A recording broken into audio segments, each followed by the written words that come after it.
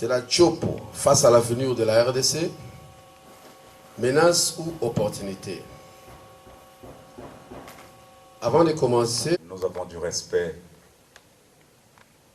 pour nos militants, nous avons du respect pour tous les invités. Avant que vous ne soyez fatigués parce que nous avons déjà quelques instants de retard, j'anticipe que l'on déborde. Je suis devant vous cet après-midi. Je suis là pour une chose. Premièrement, pour asseoir la structure du parti, remobiliser les militants du parti, de l'Union pour la démocratie et la République. Deuxièmement, je suis là pour me présenter à vous, mes frères et mes sœurs, un chef, un donneur de leçons, un penseur, mais je viens comme fils de ces pays, fils de la Chopo, soucieux d'apporter ma pierre de contribution au développement de notre chère province. Je viens pour me mettre à votre service. Qu'est-ce que j'ai à apporter que d'autres n'ont pas? Je crois que les universitaires, nous en avons tout plein dans la Chopo, contrairement à ce que certains disent. Je crois que la Chopo a beaucoup d'intellectuels, que je salue d'ailleurs. Nous avons des éminentes personnalités. Donc, l'intelligence ou le savoir, ce n'est pas ce que je vais apporter, parce qu'il y en a beaucoup qui en ont. Qu'est-ce que j'apporte d'autre? La bonne foi, la bonne volonté ou quoi? Je pense qu'il y a des gens beaucoup plus caritatifs que moi.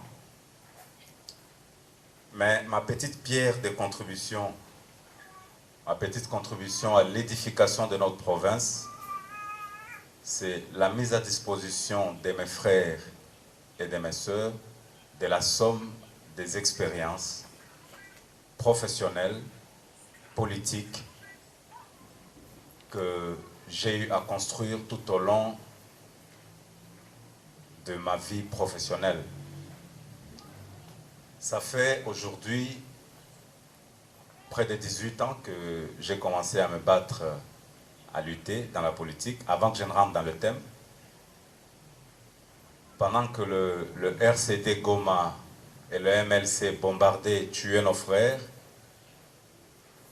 Paul Makela, qui vous parle, a initié des marches de contestation, de protestation à Kinshasa. Nous avons mobilisé la province orientale à Kinshasa autour du FOGEDEP pour dire non à la guerre. Nous avons organisé de très grandes manifestations. On a fait le plein du Palais du Peuple pour décrier cette situation. J'ai été à l'origine de plusieurs activités. Aujourd'hui, je suis fier qu'à Kinshasa, qu'il y ait beaucoup de fils et de filles de la province orientale qui ont pris goût, surtout les jeunes, à faire de la politique. Je peux dire que je suis précurseur. J'ai fait un grand travail là-dessus. La première table ronde de la province orientale qu'il y a eu à Kinshasa, c'est le FOGEDEP qui l'a organisée. Et c'est moi qui en étais coordonnateur. J'ai organisé plusieurs forums pour réfléchir sur l'avenir de la province orientale. Mais il y a un temps pour la réflexion et il y a un temps pour l'action. Nous avons servi notre chère patrie, nous avons accompagné le chef de l'État dans ses actions à l'aube de son arrivée au pouvoir, pour vous dire que nous connaissons très bien le rouage politique et social de notre République.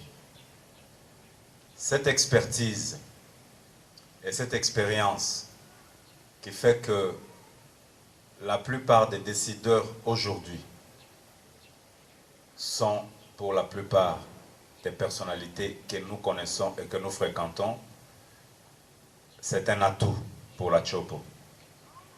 C'est un privilège, c'est une opportunité que nous avons. La deuxième chose, c'est que sur le plan professionnel, j'ai eu à travailler aussi bien à Kinshasa, à Bruxelles, à Paris, à Londres, parce que je suis consultant en management et en nouvelles technologies de l'information. J'ai travaillé pour les banques, pour le gouvernement flamand, j'ai travaillé, là je travaille encore pour des associations de consommateurs. Alors, sur le plan professionnel et économique, il y a des choses que j'ai vues se faire sous d'autres cieux, chez d'autres que nous envions les Européens, nous pensons qu'ils sont meilleurs. Et nous qui sommes à la Chopo, ceux qui sont à Kinshasa envient les Européens. Peut-être que ceux qui sont à Kisangani envient les Quinois. Mais je crois qu'il y a toute une série d'expériences, bonnes ou mauvaises, que nous avons pu faire, qui peuvent contribuer à l'avancement de notre province. Donc je suis venu tout simplement demander l'aide de tout un chacun pour que l'opportunité me soit accordée de mettre à profit de ma province, de mes frères et de mes sœurs, ce que j'ai pu acquérir sur le plan académique et professionnel et politique. Ça, c'est ma démarche et je suis là pour cela. Mais comment est-ce que toutes ces choses se feront? Il faut qu'il y ait des véritables machines politiques. Est-ce que l'UDR, c'est le premier parti auquel j'adhère? Non. Mais c'est le premier parti initié par le fils et les filles de la Chopo pour lequel je veux travailler et où je vais demeurer pour mener toute ma carrière politique. Ça, c'est la grande différence. Nous avons participé dans des actions pour faire avancer des partis, aussi grands qu'ils soient, mais le résultat est toujours le même. Aujourd'hui, qu'est-ce que nous voulons quand nous parlons de la Chopo face à l'avenir du Congo? Est-ce une menace ou une opportunité? Cette question, nous nous la posons tous et nous devons y répondre tous. Est-ce mauvais que nous soyons une province à part entière? Est-ce mauvais que nous puissions nous prendre en charge nous-mêmes? Est-ce mauvais que nous soyons autonomes dans ce que nous faisons? La réponse est entre vos mains. La réponse est dans le chef des hommes et des femmes qui sont assis ici, qui m'écoutent ce soir et qui pourront relayer mon message à d'autres personnes, de savoir si le fait que la Chopo soit autonome est une menace ou une opportunité pour l'avenir de la RDC, si cela est vrai ou faux. Est-ce une menace ou une opportunité? Alors, qu'est-ce qui se passe aujourd'hui? Alors, tout ce que l'on peut dénoncer aujourd'hui, c'est que les partis, les associations de la société civile dénoncent comme dérive de la société. Ces dérives-là, ils sont là. Mais quand nous faisons une analyse de causes et des effets, nous comprenons que les causes viennent de trop loin, mais ils viennent d'un système politique qui n'encourage pas l'initiative privée, qui n'encourage pas l'entrepreneuriat, qui ne donne pas aux fils et aux filles du Congo en général et de la Chopo en particulier l'opportunité d'exercer leur talent et d'en vivre, quel que soit le talent, quelles que soient les capacités qu'ils ont. Eh bien, qu'est-ce qui se passe? Chacun d'entre nous ressent le besoin d'une prospérité. Tout le monde veut être prospère, mais cette prospérité, nous devons la construire. La crise qu'il y a aujourd'hui au pays et dans la Tchopo en particulier, montre à suffisance les désarrois et l'inquiétude qu'il y a au sein de la population. Les électeurs n'ont plus confiance en leurs élus. Le peuple n'a plus confiance à la plupart de ses dirigeants. Alors que, au sommet de l'État, par exemple, il y a des programmes très ambitieux qui ont été lancés par le chef de l'État. J'encourage cela, je soutiens cela. Mais dans la matérialisation de chacun de ces programmes, il y a un problème. Parce que le vécu quotidien du Congolais ne change pas. Et puisque le peuple ne le sent pas dans son quotidien, il a l'impression que le politique l'a abandonné. Il s'est éloigné de lui. Mais la bonne nouvelle que j'ai à vous annoncer aujourd'hui, c'est que l'inquiétude n'est pas incompatible avec le bonheur. Vous pouvez être inquiet à plusieurs niveaux, de plusieurs façons, pour plusieurs raisons, mais cela ne vous empêche pas d'accéder au bonheur et à la prospérité. Qu'est-ce que nous ferons, nous, pour vous aider, vous amener vers le bonheur et vers la prospérité?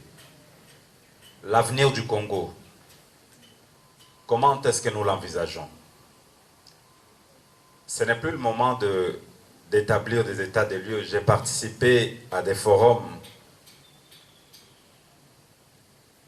plusieurs forums, où nous commençons toujours par faire l'état des lieux. L'état des lieux, il y a des documents et des documents qui font l'état des lieux.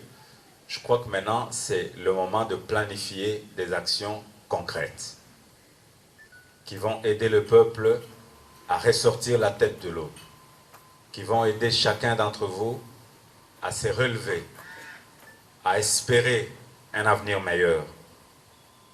Et nous pensons, nous, au sein de l'UDR, que c'est grâce à l'émergence de nouvelles idées, d'une nouvelle classe politique, d'une nouvelle élite et d'un nouveau leadership que le Congo et la province de la Tchopo relèveront le défi du bonheur. C'est grâce à de nouvelles valeurs, à une nouvelle politique, que la nation pourra se reconstruire, que la nation pourra se développer, que les citoyens pourront émerger. Mes chers amis, mon échange avec vous ce soir, je l'avais dit le jour de mon arrivée, que j'apportais un message d'espoir pour promettre un avenir radieux à tout un chacun. Qu'est-ce que nous visons, nous, dans l'action de l'UDR pour un meilleur avenir de la Tchopo et du Congo? Nous visons l'éclosion d'une nouvelle classe sociale, d'une société d'hommes et de femmes nouveaux, d'une élite requinquée qui devra émerger et faire émerger toutes les couches socio-professionnelles de la Tchopo en particulier et d'impacter ainsi le Congo en général. Nous visons une éducation qui va s'inspirer des valeurs ou des considérations à la fois endogènes et exogènes. Parce que nous croyons que le système éducatif que nous avons aujourd'hui ne permettra pas à nos fils et à nos filles d'accéder à l'emploi, ne permettra pas à tous nos étudiants de trouver quelque part où travailler. J'ai fait un constat. Nous avons de moins en moins d'écoles techniques, d'écoles d'ingénieurs, nous en avons très peu. Nous avons beaucoup d'avocats, beaucoup de médecins, beaucoup d'économistes. Mais les architectes, il y en a très peu. Des mécaniciens, des ingénieurs mécaniciens, il y en a très peu. les corps de métiers qui peuvent construire une nation qui a besoin d'une main-d'œuvre qualifiée. Tous ces métiers-là ont été négligés aujourd'hui en faveur des lettres. Les mythes du diplôme tuent les Congolais. Alors que les parents n'ont peut-être pas le moyen d'amener leurs enfants jusqu'à l'université. Mais le fait de ne pas être universitaire au Congo, c'est une injure. Mais vous pouvez ne pas être universitaire, mais avoir un métier, être qualifié dans un métier qui vous donne de la valeur. Ce n'est pas parce que vous êtes licencié que vous valez plus qu'un maçon qui construit bien sa maison. C'est pourquoi nous parlons de la révision des valeurs éducatives en tenant compte des considérations endogènes qui sont culturelles et exogènes. Et quand nous parlons d'une nouvelle société d'hommes et de femmes, est-ce que nous disons qu'il faut enterrer ou oublier nos aînés? Non. Je crois que nous avons besoin de la sagesse et de l'expérience de ceux qui ont exercé plusieurs métiers avant nous. Chacun d'entre nous, dans un domaine particulier, il a besoin que la relève soit assurée et que cette passation de relève se fasse de manière ordonnée pour que l'expérience ne se perde pas. Nos aînés sont des bibliothèques. Très souvent, nous enterrons toutes ces bibliothèques et nous les chassons de la vie active, avec comme conséquence l'échec parce que des expériences des aînés, nous n'avons pas pu apprendre. Alors, qu'est-ce que nous disons? Quelles sont les valeurs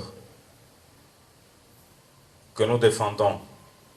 L'avenir du Congo se construira par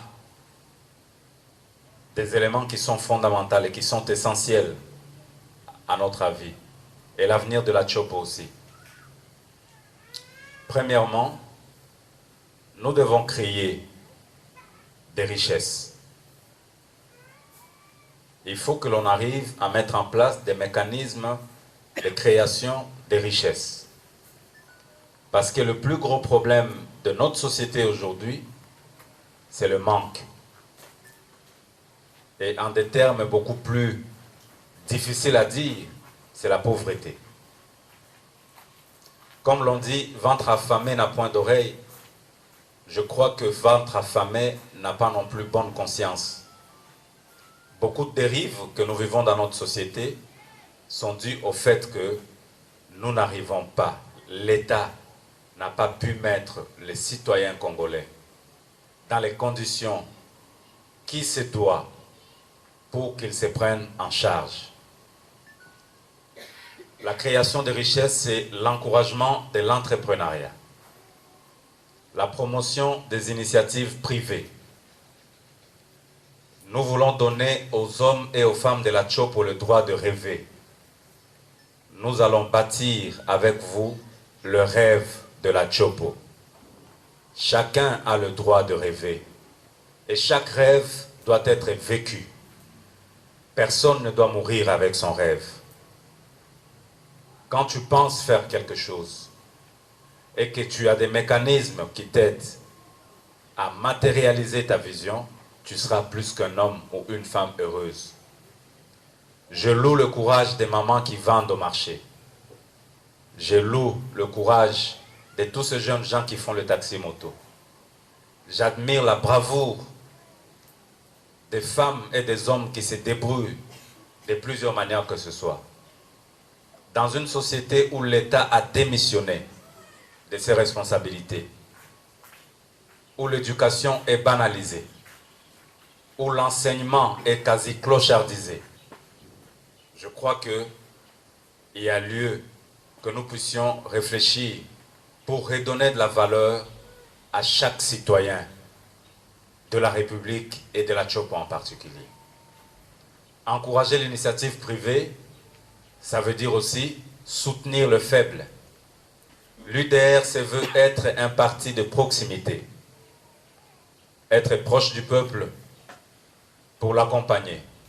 Le peuple nous donne, si le peuple nous fait confiance, nous serons près de ce peuple pour nous battre à ses côtés, pour l'accompagner, non pas seulement dans l'hémicycle, pas seulement au Parlement, pas seulement dans l'exécutif, mais dans le quotidien du peuple de la Chopo.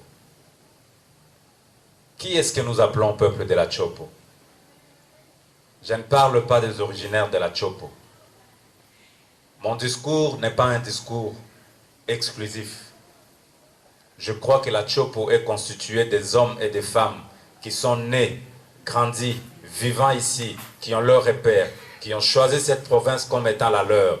Ils ont le droit de vivre dans cette province, d'être protégés et que nous soyons à leur service. Voilà le message.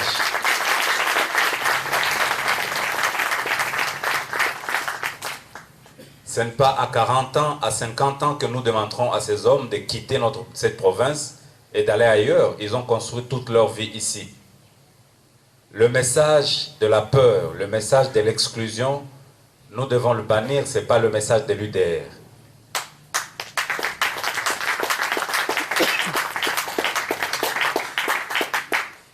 Tout Congolais a le droit de vivre sur toute l'étendue de la République démocratique du Congo. Et chez nous, les démocrates et les républicains, nous pensons que la République appartient à tout celui qui croit en ses valeurs, tout celui qui s'identifie à la République. Il a le droit de vivre dans toute partie de la République sans exclusion. Alors nos efforts vont s'orienter vers tout le monde. Je lance ici un message et que cela soit répercuté à d'autres. Un message d'unité, un message de fraternité, un message de solidarité qui va nous amener vers cet avenir radieux.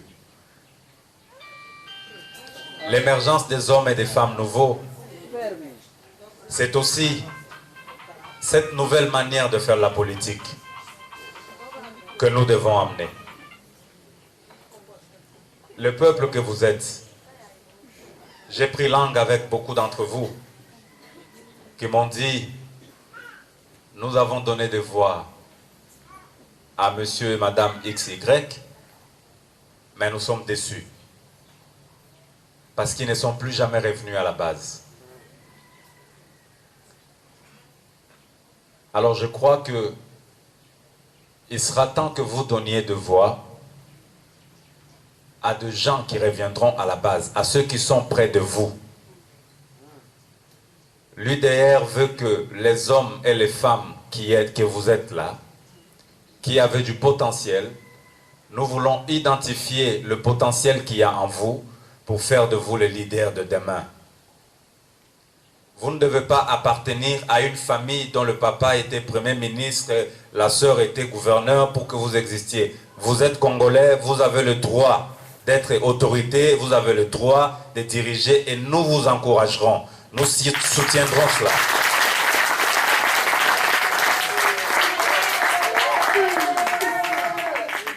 Toye potope sa chance na mutu nyoso. Le Congo est à vous tous. La Chopo est à tout le monde.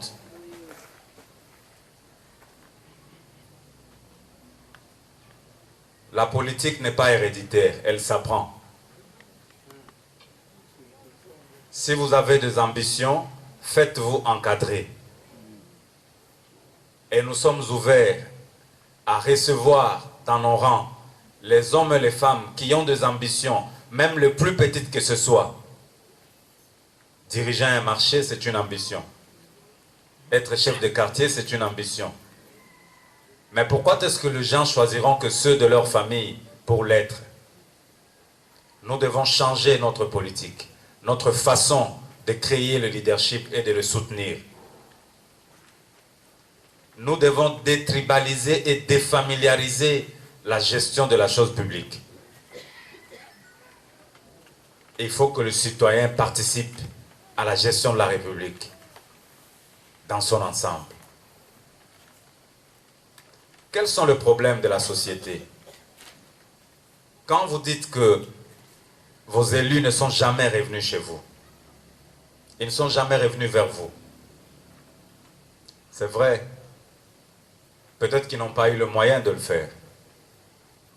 Peut-être qu'ils se retrouvent dans des partis dont ils ne sont pas dirigeants, parce que la politique d'un parti détermine les actions qui seront menées par ces partis.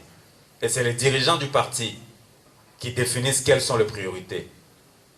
Si le dirigeant n'est pas de la Chopo, par exemple, je ne pense pas qu'il aura vraiment comme priorité de pousser le gouvernement, l'exécutif de la Chopo, à construire un nouvel hôpital, parce que ce n'est pas son intérêt. Mais il se battra pour que dans sa province, que l'exécutif de sa province fasse des choses pour sa province. Je pense que nos élus se sont peut-être retrouvés prisonniers de systèmes politiques ou des partis dans lesquels ils étaient embarqués. Voilà pourquoi nous voulons que l'UDR soit le porte-étendard des ambitions des hommes et des femmes de la Chopo qui veulent un avenir meilleur. C'est pour ça que nous sommes venus vers vous. C'est pour vous en parler que nous sommes là. Cet avenir de la Chopo passe aussi par quelque chose de très important. Hier, nous parlions de la province orientale. Aujourd'hui, nous parlons de la province de la Chopo. C'est le découpage territorial. Ezamabe to malam. Découpage ezamabe to malam. Bongo moto asali yango toko betele maboko te.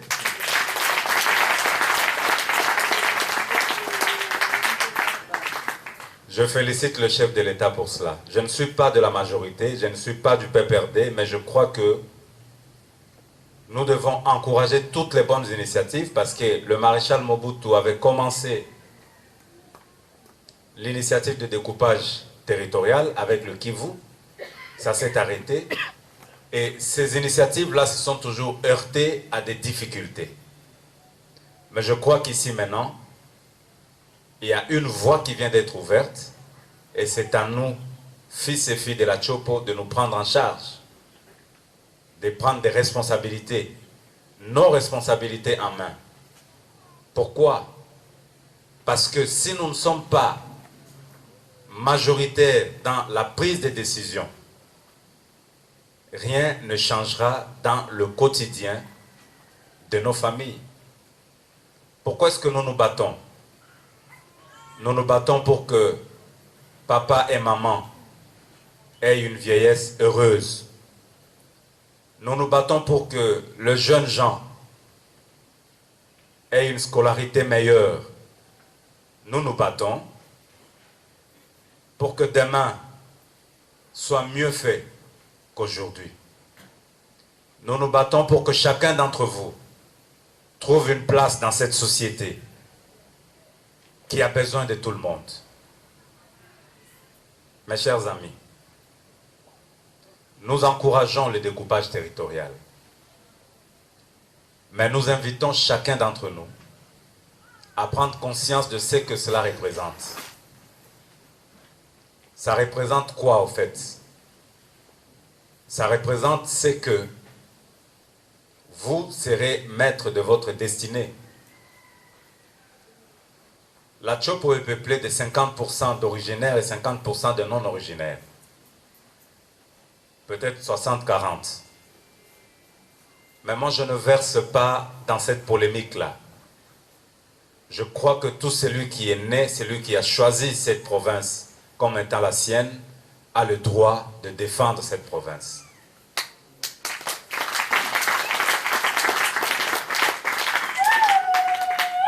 Alors, des partis politiques qui se créent sur des bases ethniques, ce n'est pas une bonne idée.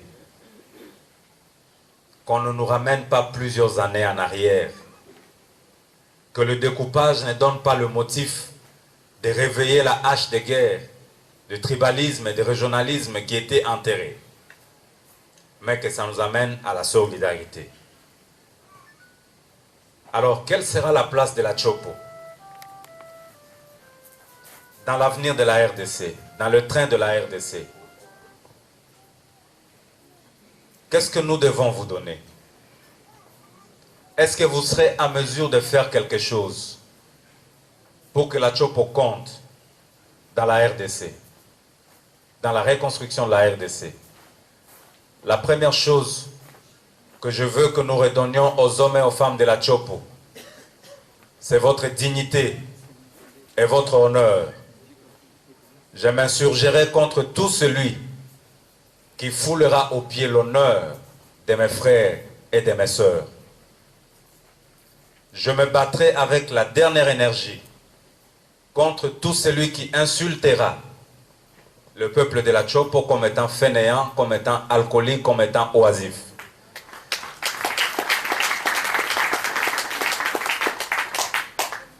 Je crois que vous êtes un peuple courageux.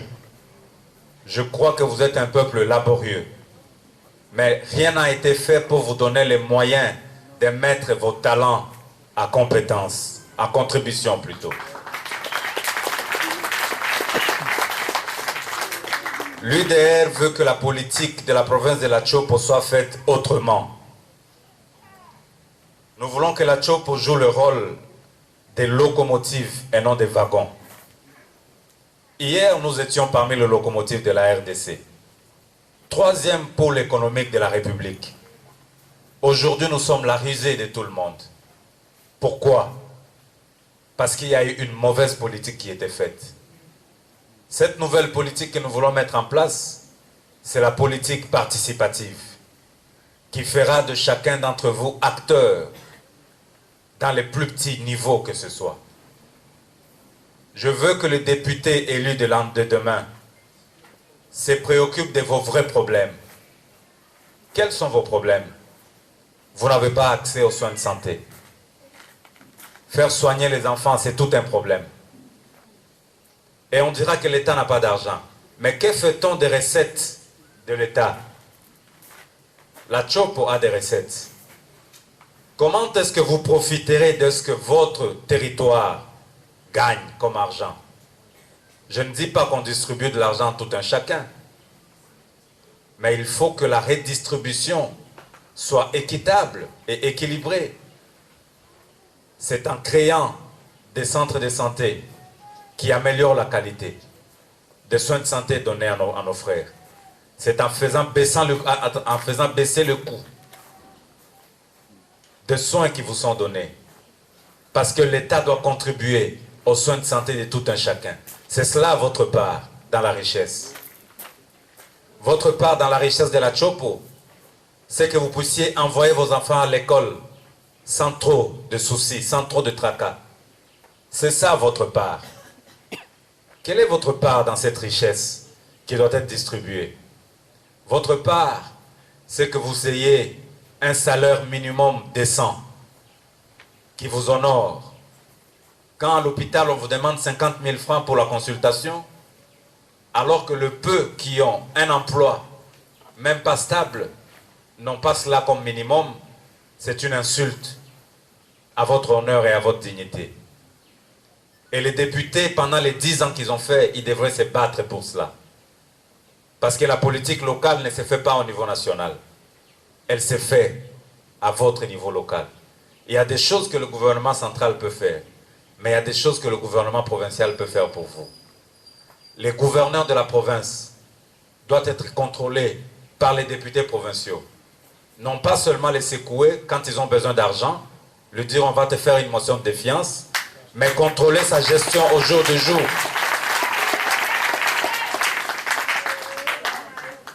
L'échec de la province de la Chopo est la responsabilité de tout un chacun, de tous les politiques qui ont défilé depuis plus de 10 ans aujourd'hui. Ils ont échoué. Et je crois que nous devons changer de politique. C'est pour cela que je suis venu. C'est pour ça que l'UDR est venu. C'est pour ça que je vous ai dit à l'aéroport, je vous ai apporté un message d'espoir pour que votre lendemain soit meilleur. Et c'est cela qui vous donnera la dignité. Vous n'aurez plus peur de gens du Katanga qui vous diront que Katumbi a fait ceci chez nous. Vous aurez des bons gouverneurs. Vous aurez un bon gouvernement provincial. En 2016, vous aurez un bon gouvernement et un bon gouverneur.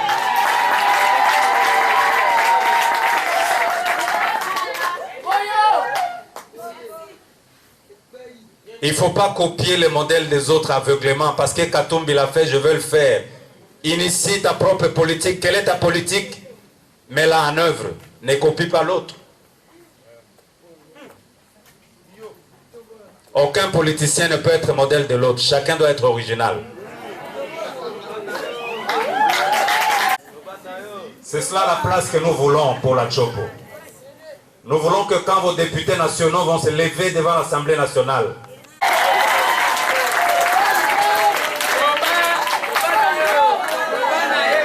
je le regrette à votre place, j'en suis désolé. Quand ils ne savent même pas construire une phrase, j'ai appris la phraséologie chez le père Lomel, à Maëlé ici.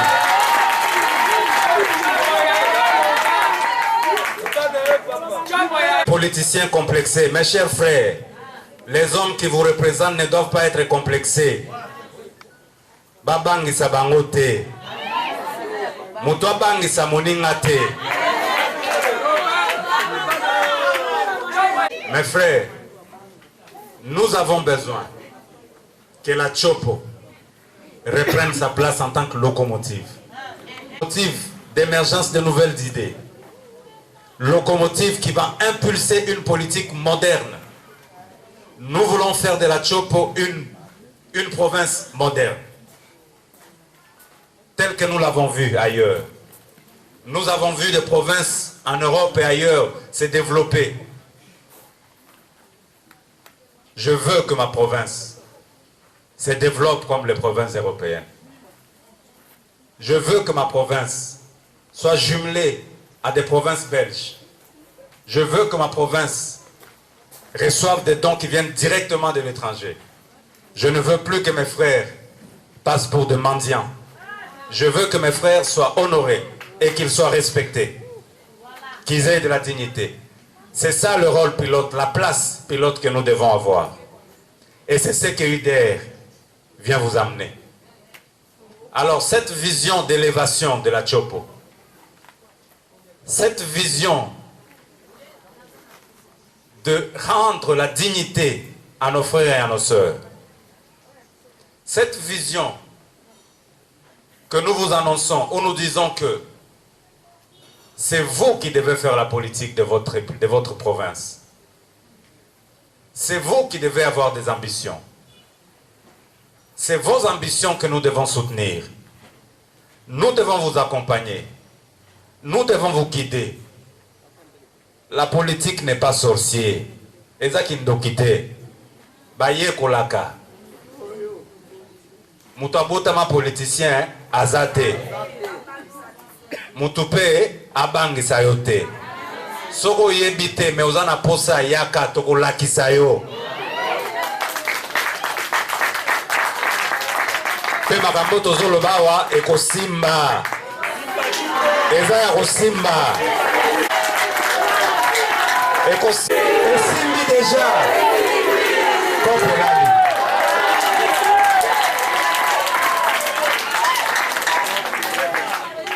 Pourquoi que Bana ya Chopo, vous devenez une menace? Parce que je vous encourage à vous lever. Je vous encourage à vous prendre en charge. Je vous encourage à piller ma partie mususu. Yabato mususu. Poto tondi sa IDR. Nazo encourager bino. Poza nanzela. Boete.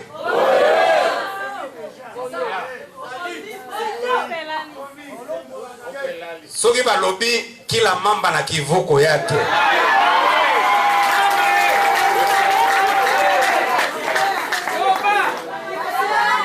Tunawafukuza wamamba bangine? Hapana. Kila mtu njo atengeneze tu kivuko yake. Musonge, Mumbole, mamba konya litoka hatuyui.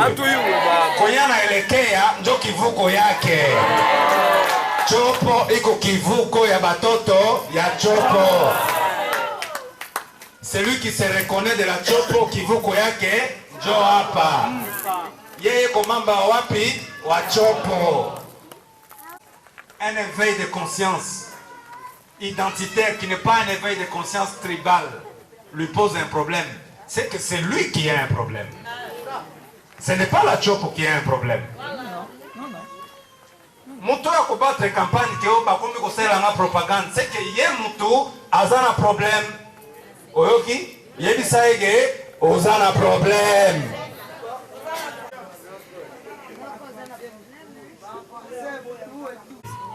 Pour l'avancement du Congo, pour la matérialisation, quand est-ce que ce qui va se passer après le mandat, qui vit régulièrement à Kinshasa. Je veux que pour cette année-là qui reste,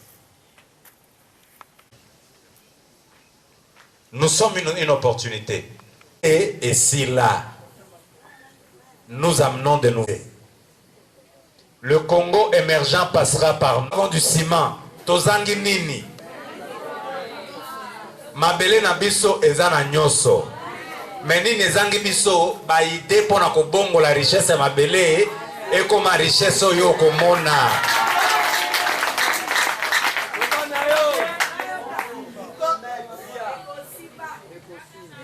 Et simbi déjà. Eza ya kosimba. Kopelali.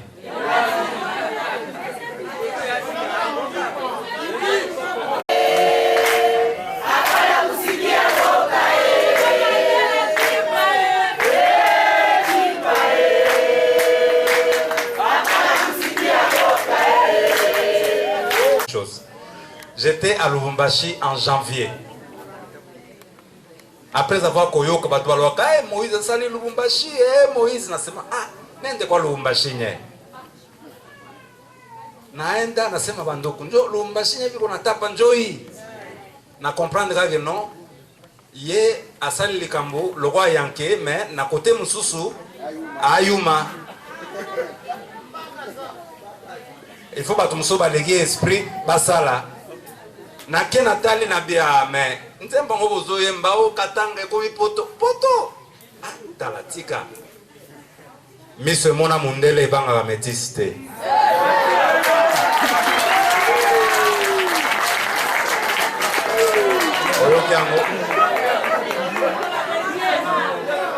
alors je vais terminer, je vais conclure.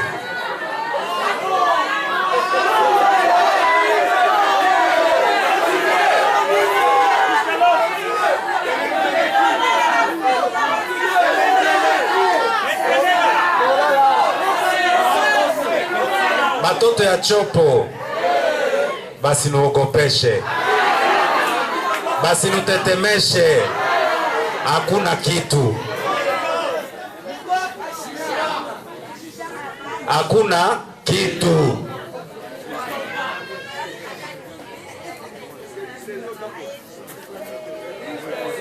Eloko nazo senga bino. Qu'est-ce que je vous demande aujourd'hui? Je vous invite à ce que nous puissions signer un pacte. Le pacte de la Chopo pour un Congo radieux. Qu'est-ce que j'entends par là? Le pacte de la Chopo pour un Congo radieux, c'est l'engagement de tout un chacun d'entre nous de transformer la Chopo et d'en faire une référence pour un Congo. Vous voyez le logo de l'UDR, il y a une ampoule qui brille. Nous voulons que cette ampoule qui brille, qui montre que la lumière viendra de la Chopo pour éclairer l'ensemble du Congo. C'est ça le sens du logo. UDR Mwinda, UDR Mwinda, UDR Mwinda. La République et la démocratie. UDR Mwinda, UDR Mwinda, UDR Mwinda. Slogan de l'idée. Quelle est la question? Vous avez parlé de désarroi. Nous avons tant de politiciens de la province orientale, précisément, et qui défendent vraiment l'intérêt de la Chopo. Des fois, vous venez, il y a des bons discours, mais arrivé là-bas, ces discours-là disparaissent.